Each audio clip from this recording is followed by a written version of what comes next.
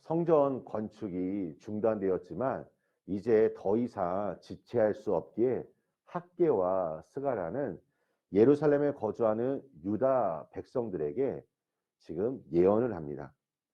우리 사랑하는 성도 여러분, 우리의 신앙이 그리고 우리가 하나님께 받은 사명이 회복할 수 있는 방법은 무엇일까요? 그것은 분명합니다. 말씀과 기도로 가능합니다.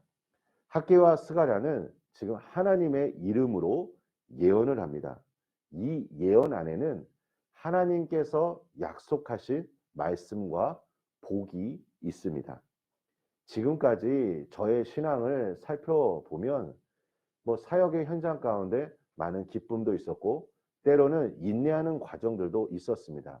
여러 가지 그 어려움의 그 현실 속에서도 제가 묵묵히 그 신앙의 사역의 길을 걸어갈 수 있었던 이유는 하나님께서 저에게 말씀하셨던 하나님의 음성, 하나님의 계획이 있었기 때문입니다.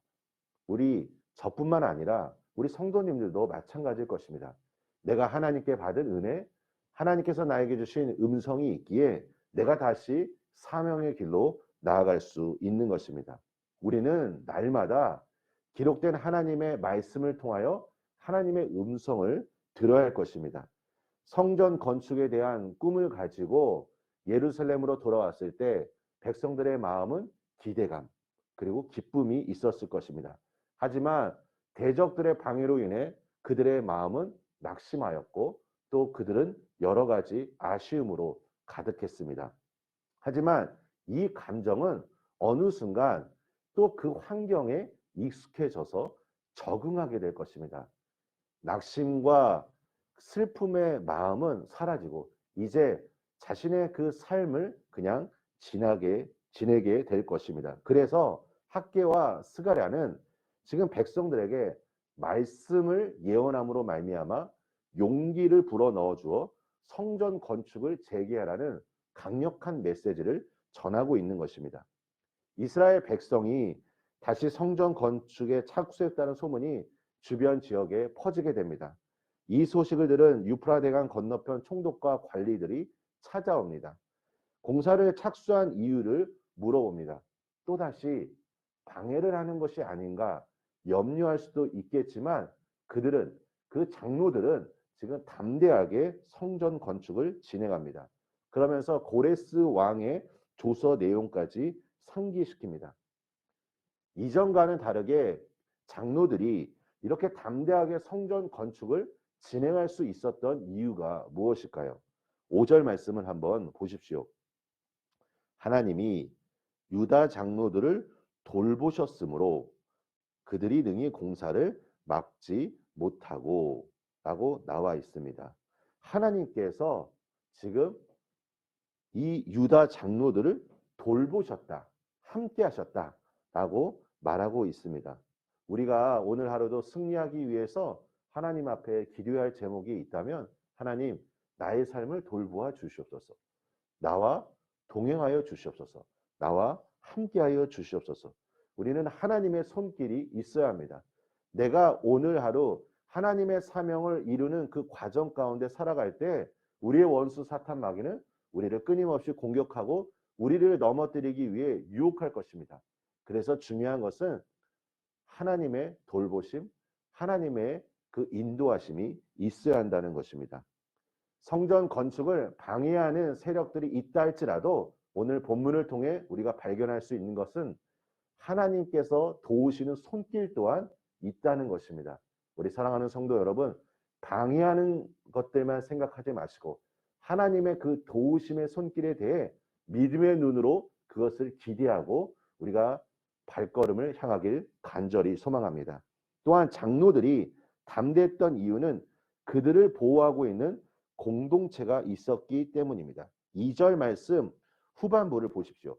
하나님의 성전을 다시 건축하기 시작하며 하나님의 선지자들이 함께 있어 그들을 돕더니 라고 나왔습니다. 지금 이 공동체 안에 누가 있습니까? 하나님의 말씀으로 무장한 선지자들이 있었습니다. 위기의 순간에도 하나님의 말씀으로 격려하고 용기를 주는 공동체가 있었습니다. 저는 우리 반석 반석교회 공동체를 생각하며 제가 꿈꾸는 것 중에 하나가 바로 이것입니다. 어떤 분들이 온다 할지라도, 삶의 여러 가지 어려움과 위기를 만난 분이 온다 할지라도 우리 반석 공동체가 하나님의 말씀으로 무장한 성도님들이 많이 있는 것입니다. 목회자인 제가 우리 성도님들을 위해 기도할 수도 있겠지만 우리 성도님들도 그 어떤 분이 우리 성도님들에게 찾아온다 할지라도 하나님의 말씀으로 소망을 주고 하나님의 말씀으로 회복하고 하나님의 말씀으로 다시 사명의 길로 나아갈 수 있는 그 신앙의 공동체가 우리 반석교회 공동체가 되기를 간절히 소망합니다. 마지막으로 8절 말씀을 한번 보십시오. 다리오 왕에게 보내는 서신의 내용입니다. 왕께 아뢰옵나이다. 우리가 유다도에 가서 지극히 크신 하나님의 성전에 나아가 본즉 성전을 큰 돌로 세우며 벽에 나무를 얹고 부지런히 일함으로 공사가 그 손에서 형통하옵기에. 형통의 그 과정 가운데 부지런히 일하고 있는 그 백성들의 모습이 나와 있습니다. 하나님의 뜻대로 순종하는 발걸음에는 기쁨과 감동이 있습니다.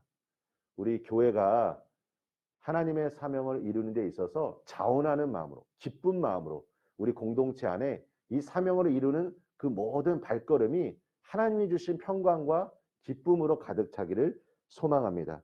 우리 몸된 교회를 위해 언제나 부지런히 그리고 예수님의 마음으로 섬기시는 우리 성도님들의 그 귀한 헌신, 그리고 그 헌신의 과정 가운데 하나님께서 축복하여 주시고 또 오늘 하루도 말씀으로 승리하시길 예수님의 이름으로 간절히 축원합니다. 우리 함께 기도하겠습니다.